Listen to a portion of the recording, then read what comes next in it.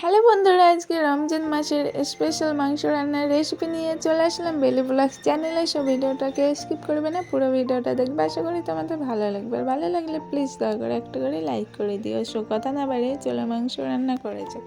এই দেখো, এই মাংসগুলো নিয়ে নিয়েছি, এগুলো কেটে ধুয়ে পরিষ্কার করে রেখেছি একদম। এবার উনুনে কড়া দিয়ে দেবো।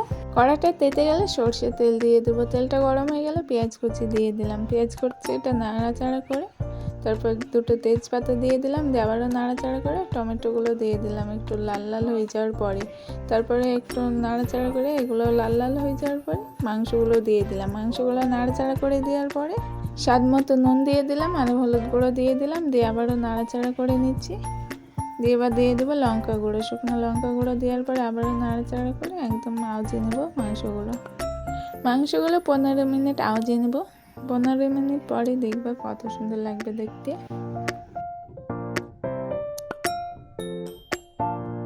এবার একটু নাড়াচাড়া করে 5 মিনিট ঢাকা দিয়ে রাখবো। এদের ঢাকা দিয়ে রাখলাম। 5 মিনিট পর ঢাকনাটা তুলে নিলাম, দিয়ে আবারও নাড়াচাড়া করে নিচ্ছি।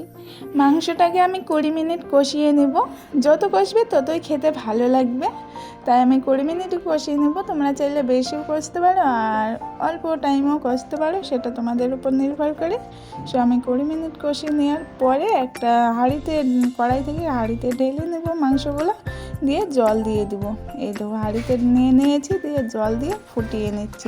আমি একটু ঝোল রাখবো সেই জন্য জল দিলাম। তোমরা যদি ঝোল না রাখো তাহলে জল দেবে না। এবার আমি দিয়ে দেবো মিট মশলা 1 চামচ। এই দেবো 1 চামচ মিট মশলা দিয়ে দিলাম। একটু নাড়াচাড়া করে এবার দিয়ে দিব জিরে গুঁড়ো। এই দেবো 1 চামচ জিরে গুঁড়ো দিয়ে দিলাম, দিয়ে আবার উনুনে 5 মিনিট মাংসগুলো রেখে দেবো। 5 মিনিট পরে নামিয়ে নিলাম। দেখো, এই দেখো কালারটা দেখো, অনেক সুন্দর, কি দেখে জিভে জল চলে আসছে না?